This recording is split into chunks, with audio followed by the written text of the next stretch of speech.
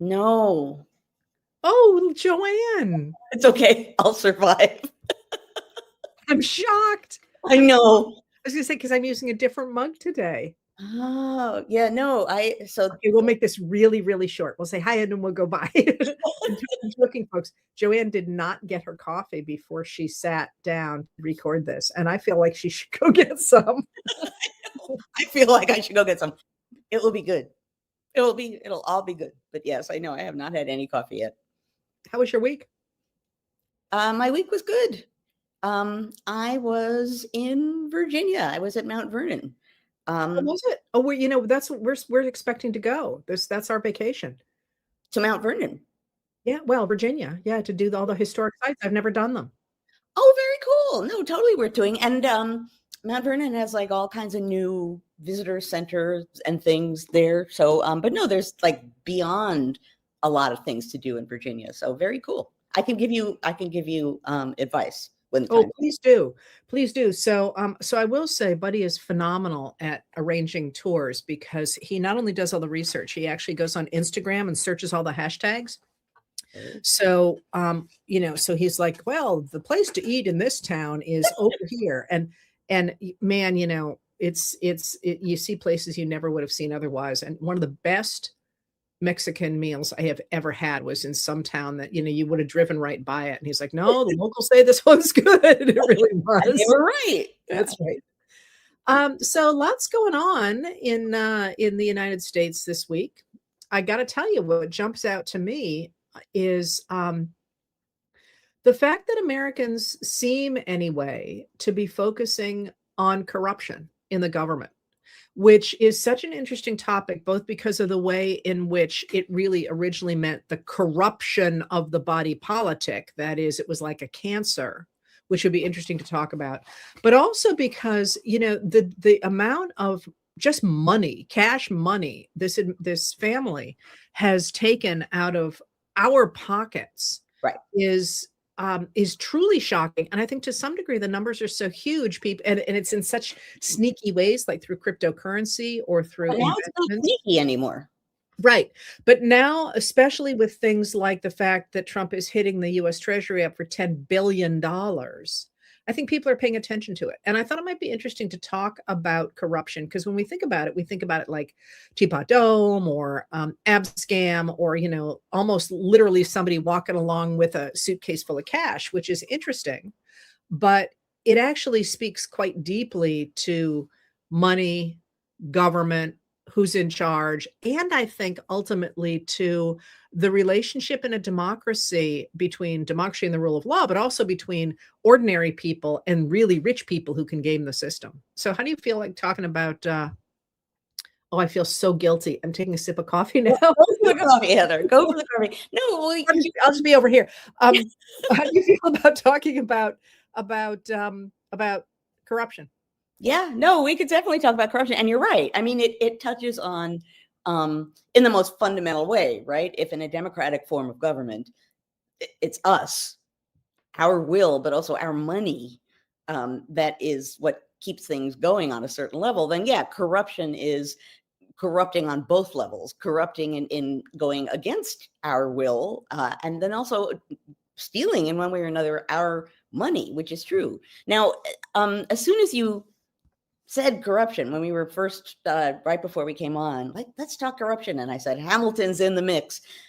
He is in an old world kind of a way. So in the founding era, the founding folk assumed that they were doing something, not just a new kind of government, a republic, a democratic republic versus a monarchy, but they also thought that they would be doing something less corrupt, and a sort of new world version of government that would not have the corruption baked in, that it would be something different. And so there's a story of a dinner party that we know about because, of course, Thomas Jefferson wrote it down, because this is what Thomas Jefferson did, was take notes. I love the way that one eyebrow just went up on your face. You don't want to talk about Thomas Jefferson on a beautiful Saturday morning. I know. And I'm not even just doing it to irk you, but he tells a story about a meal at his house during Washington's presidency, and Hamilton Secretary of the Treasury and Jefferson Secretary of State, and John Adams was there, the vice president.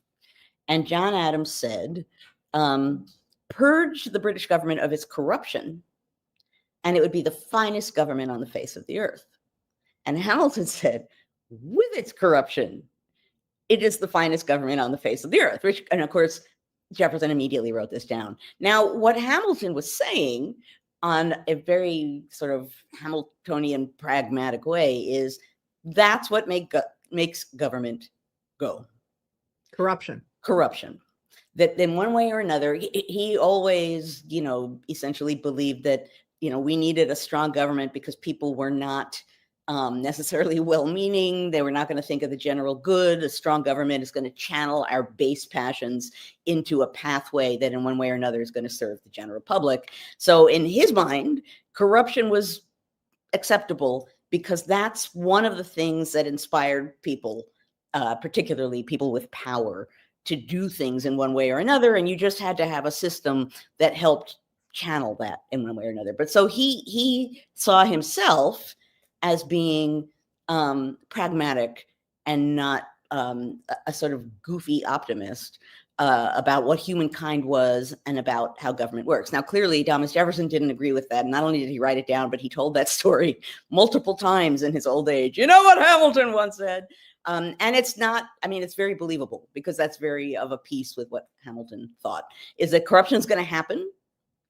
So you just have to have a system that in one way or another is going to direct things so that, number one, perhaps it's less likely to happen. And number two, if it happens, it's not going to be the worst form of corruption possible. That gets us to another topic, which we don't have to talk about this morning, but that is process. Because that's a thing that, that's, when the Constitutional Convention was making the Constitution, yes, they were creating a form of government. But what they felt was the most important thing that they were doing was creating a process of government. It was creating processes that they were putting in place so that when things went awry, that those would be there to be able to be turned to help put things right. So that's, oddly enough, I think before I just put this that way, I hadn't thought of it this way, but corruption and constitutional processes were sort of a piece. You can't assume that there will be no corruption. But if there's corruption, then you rely on constitutional and legal and other procedures to be there in place to help move things in a direction that are not going to necessarily cause the maximum amount of damage to the body politic, as you put it, and to the American people at large. So I have a bunch of questions. I will point out that that's Andrew Jackson, that, to the victor go the spoils, the whole idea of that and of the thread that ran through the Democratic Party until, we get the Civil Service Law of 1883, is that the only way you can interest people in politics is by making sure there is, if not a cash payoff, although that too, that there is benefit, financial payoff for them, a job or a contract. That's I would say Hamilton's not quite that Jacksonian. He's not quite like, give them something and then they'll be with us. I would just say Hamilton, he believed in the fact that whatever was going on in the United States was going to be a better version of what had gone on before. So I don't think he blatantly feels like you got to pay people off, you got to give them something or they're not going to be with you. That's Jackson. But I would say Hamilton thought it's ridiculous to assume that there will be no corruption, which is a different level from what. Well, but there is also, though, if you think about that sort of at a higher level, I've always liked Hamilton because of his understanding that people are people and you're going to have bad people and you have to find ways to make sure that they don't get into control. And that's your process right there. Right. So that makes that makes sense. You could make the argument that what we're looking at now, especially since Watergate, is a time in which that process has entirely broken down. Yes. And that, and that itself is really interesting. Why have we let this happen? One of the things that I keep hammering on is we talk about all the changes we have to make in this country. And a lot of those changes are simply, we need to enforce the laws that are already on the books. Right. And that's a different thing than, oh my God, we got to reinvent this from the ground up. And how we got to this place where it's acceptable for the president literally to accept a $400 million plane from a foreign country that we are now putting our tax dollars into refurbishing is crazy. It is, but it's, you sort of went back to Watergate, and sad but true is, and it's not necessarily better to say, corruption is not better if it's hidden.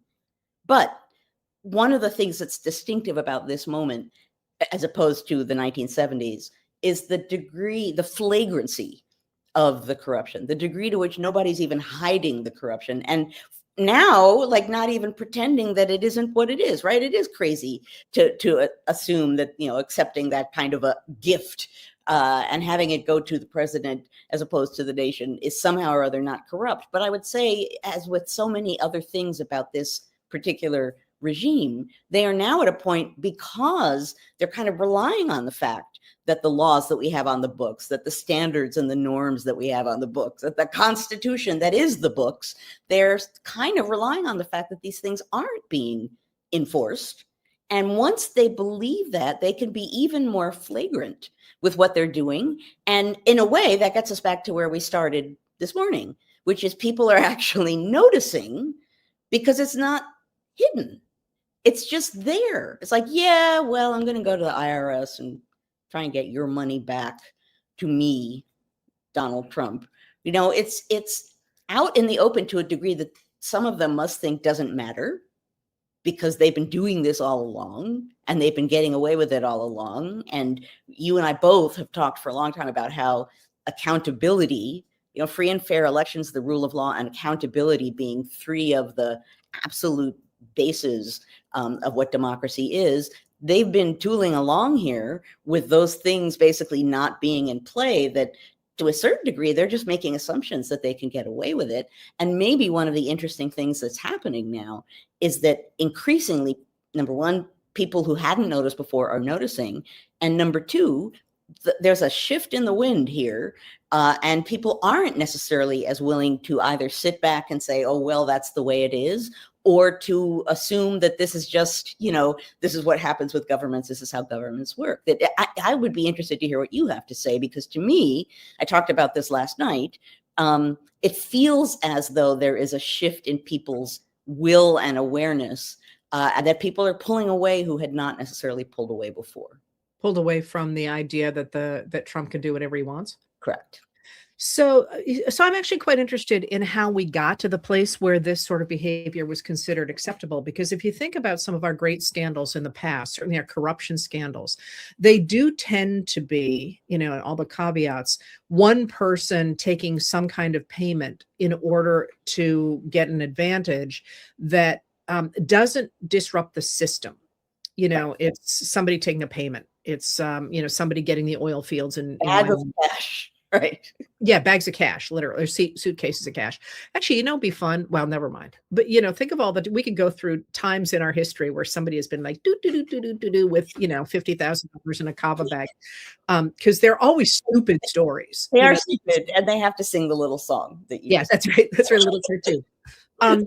But so to me, the question of how you break down a system so that the people within it look the other way for issues of corruption the way they are now, you break down the system, is the central question of this moment. Because we had, after Watergate, we put in place a whole bunch of laws that said, okay, we didn't think a president would try to do this, but Nixon did, so we're going to get the Impoundment Act, the Impoundment Act. We're going to get, all these acts saying you can't do this.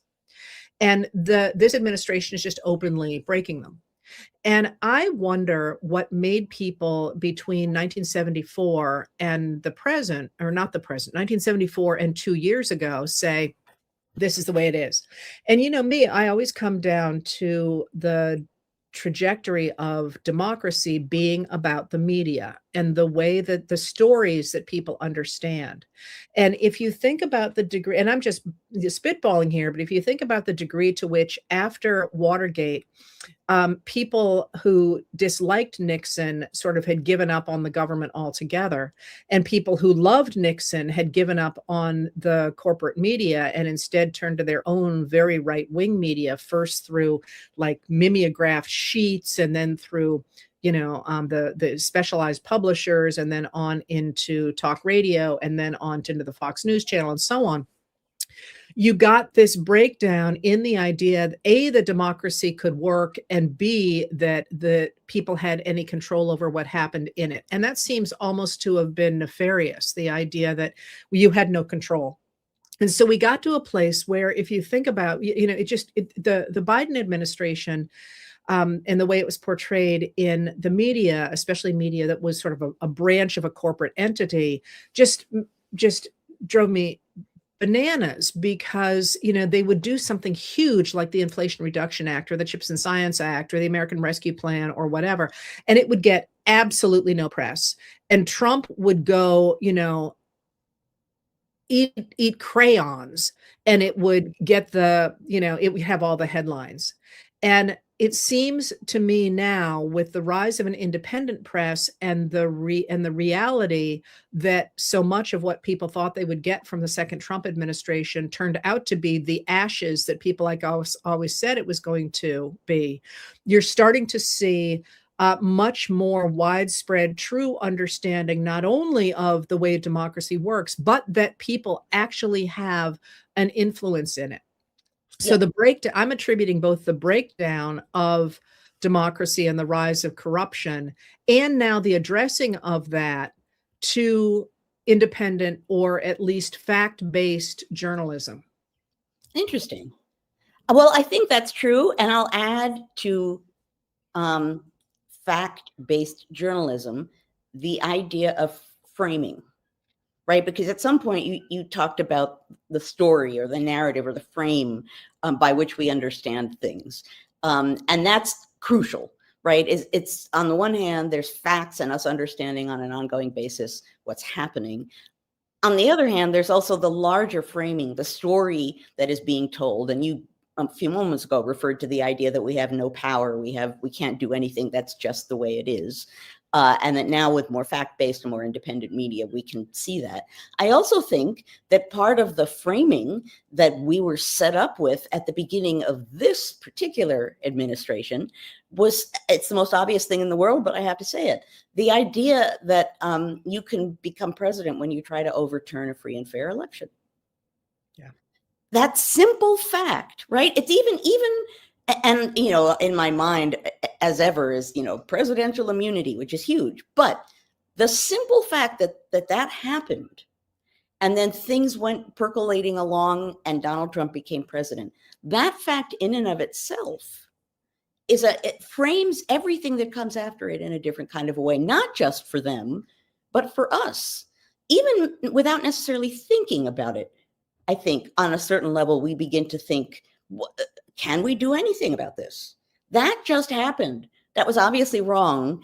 And I know I'm not the only one who will never forget what it felt like to watch that, the horror of that happening. I will never forget what that felt like.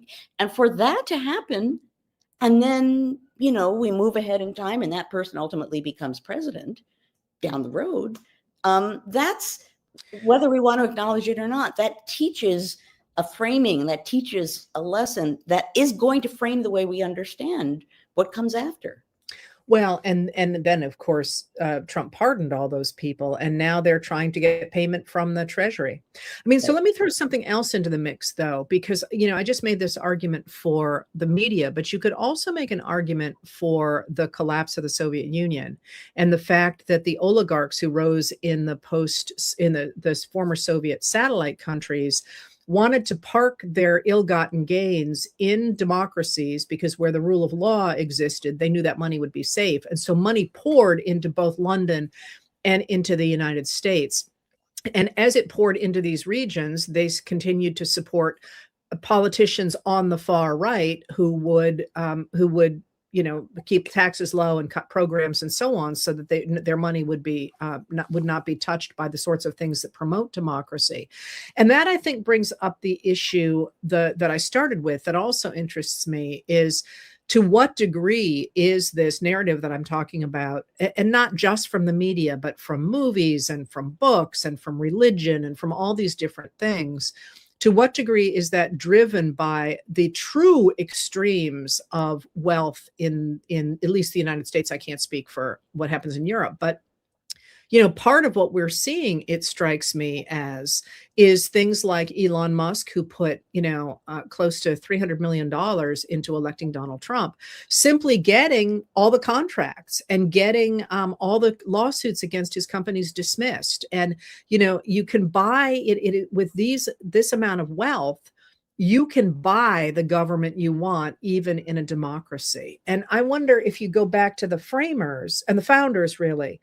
You mentioned very offhand that the system in Britain was corrupt. And I always think about the military and, why Cromwell, when he comes in, creates a new model army where people actually get promotions based on whether or not they're any good at being in the army, as opposed to just the fail sons of, whomever. They get a commission and then they take all their men out to die. And that's one of the reasons that the new model army was so successful.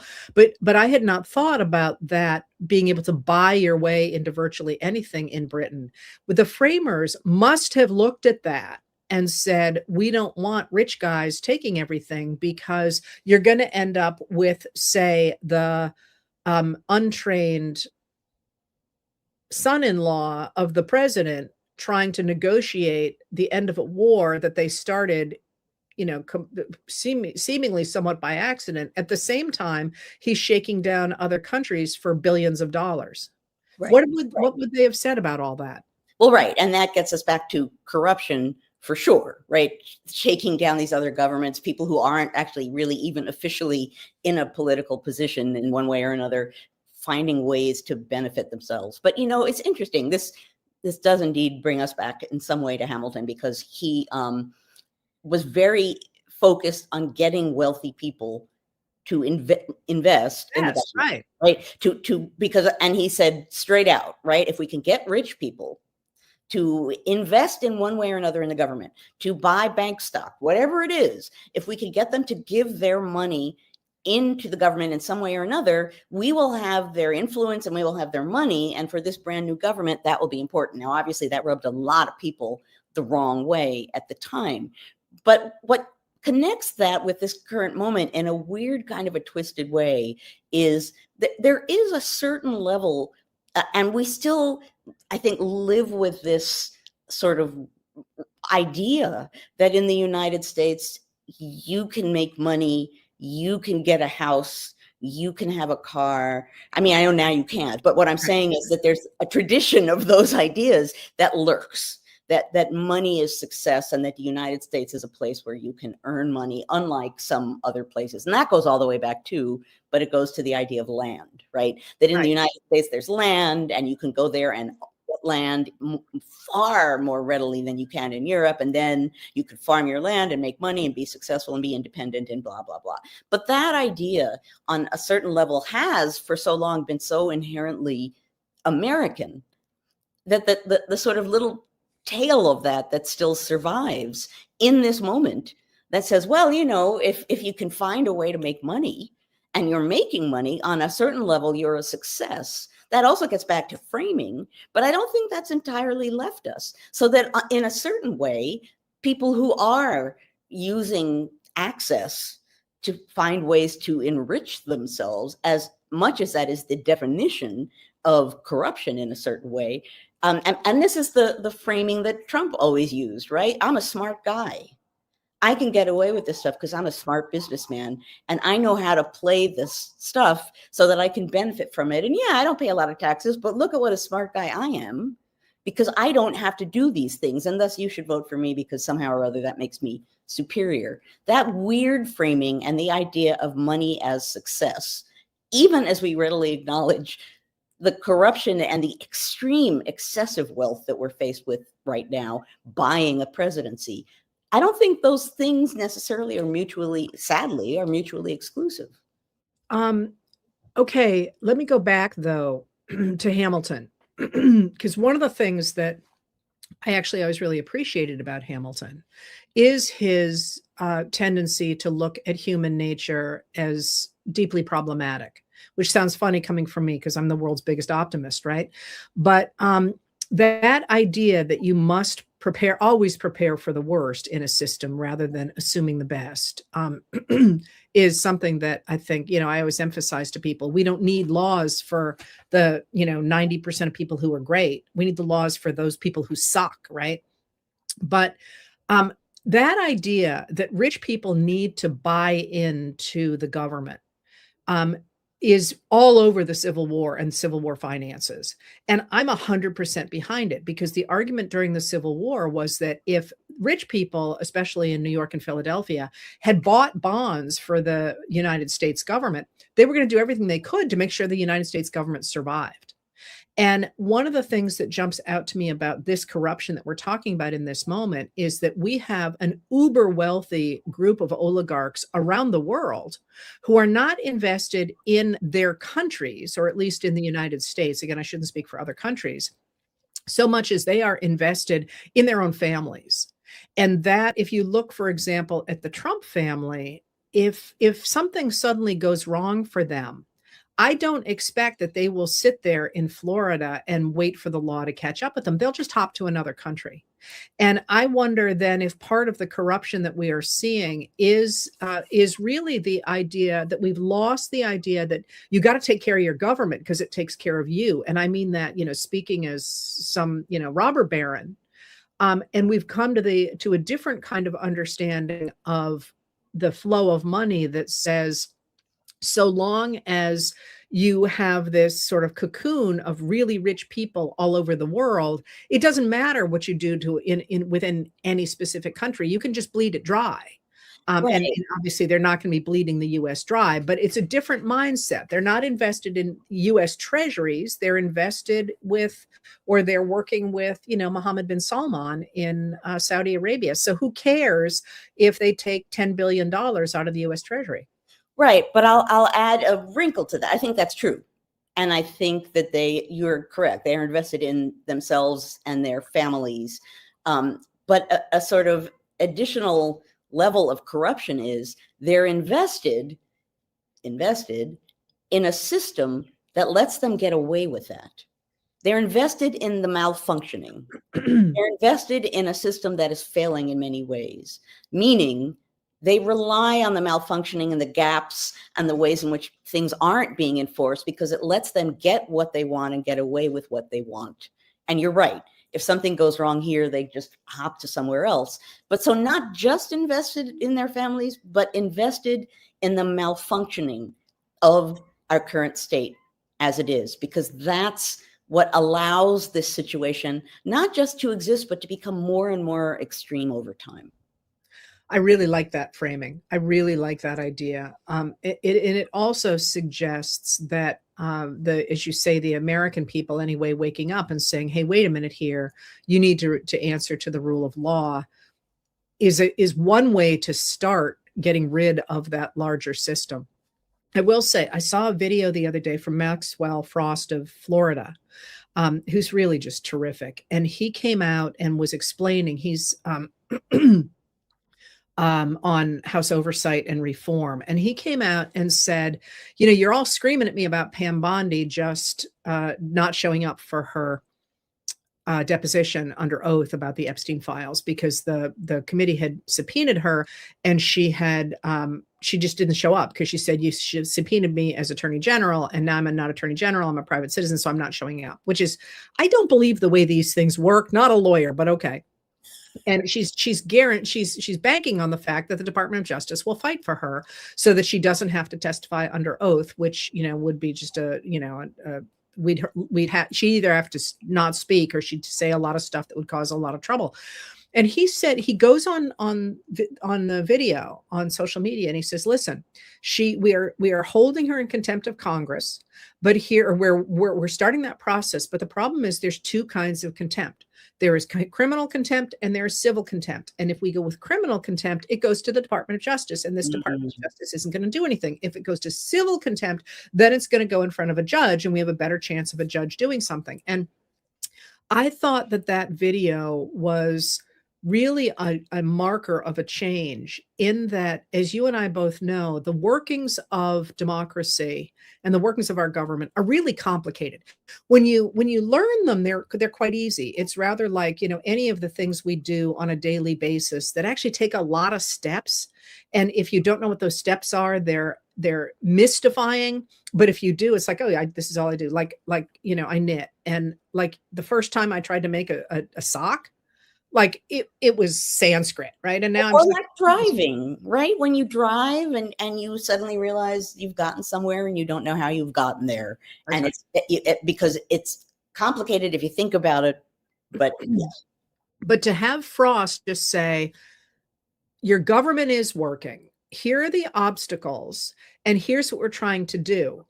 I just thought that, you know, to me, it made me jump back to the Kennedy Nixon debates, when those debates were in 1960 were all about the committees that the men sat on and what they were doing on those committees, and how that ability that they were learning in those committees would make them a good president. And I don't think we've had anybody even talk about that stuff really since.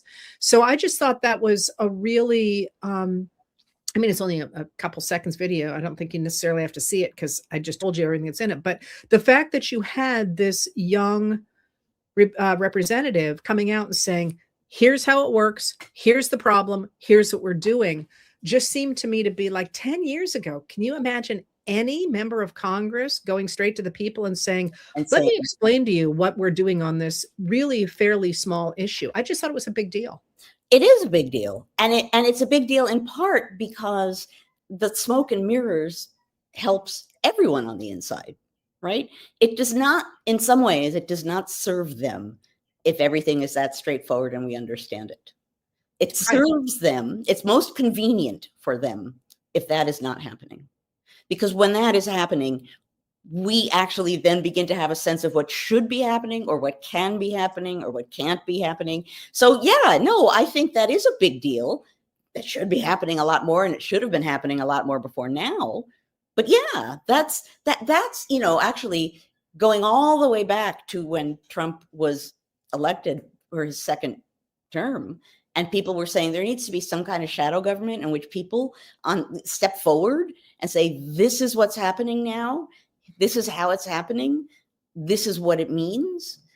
That's a flavor, a version of what you're talking about here. And that brings us back to the essence of democracy, which is we, the people, understanding what's going on at a moment where obfuscation is the name of the game. Except I think now the media, the new media is doing it. I have to tell you, you know how you and so for those of you who are listening, Joanne and I are of a certain age, although she's significantly older than I am.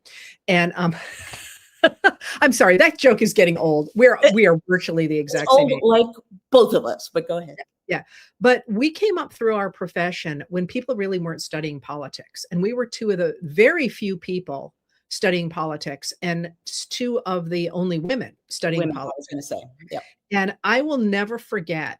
And so when we taught, you know, we taught a lot of social history and a lot of you know, sort of the larger social meanings of major events, which, you know, is important. And I will never forget one day teaching the Civil War. And it must have been, you know, at this point, 15 years ago, let's say, maybe 20 years. It's before I went to BC. And just offhand, like we were I was doing the usual, these are the people involved, and here's, you know, and I said, and Lincoln declared a blockade on the southern ports, which was a real mistake because you only blockade a foreign country. He should have simply closed the ports. And I went on to something else. And this hand goes up and somebody goes, what? And I was like, well, there's a legal definition of what a blockade is, and that, you know, that caused trouble. And somebody else goes, there's a legal definition of that? And I was like, yeah, all of this is bounded by the law. And they're like, how does that work? And I thought, I've never heard this before, but these students are thirsty for this kind of emphasis on how the system works, not how the people within it, but how the system works. And I said to them, do you want more of this stuff? Because I can teach this material that way as well. And they were like, absolutely, we've never heard this stuff before. And that to me was a real sign. And now, of course, those people are in their 30s and 40s. Right. And I don't think even it isn't even, I was about to say, just students. What back in the ancient days, when I was first, using social media, and I was on Twitter, and I would go on, there would be something happening, and I would say, okay, here is the definition of this. Here is what this means, and here is what the law says about it, which felt to me like the most obvious thing in the world. And the response was, oh, wait, what? There's a definition and there are legal implications, which then led me to keep doing that again and again and again, for the same reason that we forget that sort of basic, well, that gets back to smoke and mirrors, right? It behooves the people who are in power to not focus on actual legality and the law and the actual clear divisions between right and wrong. It's more convenient for them if we don't know that. I like the fact that this has become, not that I didn't think it would be, because I think you and I both are inherently optimists, but it has become a particularly optimistic conversation, in part because of independent media and the fact that we are getting facts of a kind that for a while we were not. Well, and what you just said, I think, is really important, because there is a logic to the law, and there is a logic to democracy. And I think both of us get really angry, all of us get really angry when we see situations that we feel are unjust. And if you have nowhere to channel that anger, you sit there and you say, what can I do? Like, I can stand on a street corner, but that's not going to fix and, fill in the blank of what you're mad about. But if you say, wait a minute, here's what's happening. And here's the lanes that you can divide that into. Here are places I can put pressure. Or, what jumped to my mind was Rosa Parks, when she was working for the NAACP, what she began to collect long before she didn't stand up on the bus, she was collecting testimony and evidence about sexual assaults against Black women in southern states, so that was a law where you could take these guys to court and say, here's evidence that you sexually assaulted this person. And while in the South, in the 1940s and 1950s, that usually went nowhere against white men, what it did do is it enabled a whole bunch of people who were mad about segregation to say, wait a minute, I'm just not sort of vaguely mad. Right. This person committed a heinous crime against an individual. There's evidence of that, and they got away. We need to fix this system. And that gives you power. It is the power. And when we say it's a crime, we're not just saying it's a bad thing. We're saying it's a legal crime. It is a concrete thing. It's not just a bad thing someone got away with, that the system is in place, ideally, to address that kind of crime, to offer ways in which people who commit those crimes, when they have a fair trial, can be found, if they are guilty of committing that crime. And you're right. It's the rule of law, the Constitution, all of these things that feel in some way, sort of ethereal. They're not. They're the essence. Well, they're the essence of accountability. They are how you hold people accountable for committing crimes, for doing things that they shouldn't be allowed to do. And in the case of the Constitution, for acting against the fundamentals of a democratic government. So yeah, absolutely. And again, to link this back to kind of where we started, you need the media, and you need people who are willing to go online and say this bluntly. You need people to say in very clear terms, this is how things work, or how they're supposed to work, and here's what we can do about it, so that the things are working the way that they should. Because we have things in place that address this. We need to understand that as we, the people, and those things need to be in operation. And we're working at it. We are. Joanne, this is always so much fun. It is eternally fun. I know you're on your way out for a run, and to see Gary the Apple Guy. And Gary the Apple Guy. So I clean my bathroom on Saturdays. That's what I go do. I'm having more fun going to visit Gary the Apple Guy than you are cleaning your bathroom. I can. But I have this routine. So Thank you. And we need to plot for next week because I think I'm away, but Okay, we will plot. maybe not. But anyway, it's always a joy. Thank you everybody for coming. Thank you, as ever, all of you people for showing up On for a Saturday sure. morning. Admit it, you just don't want to clean your bathrooms. Anyway, They want to go buy apples. there you go. That's right. They want to go do something more fun than this. Yeah. All right. Well, thank you. And this has been really cool. I love where we go with these. And just so you know, people, this is actually how we talk when we're alone too.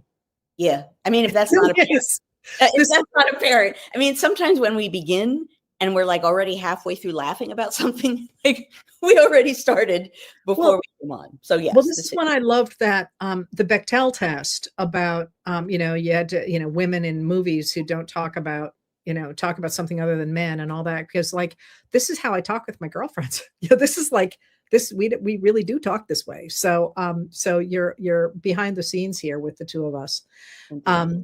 Although Joanne usually has coffee. I know. Now I'm going to get coffee. So I finished mine. All right. Love you, Joanne. Thanks for doing this. And I will talk to you soon. Heather. See you soon and love you guys. Thank you for being here, everybody. Hey, everybody. Someone says say hi to Gary the Apple Guy. I will totally say hi to Gary the Apple Guy.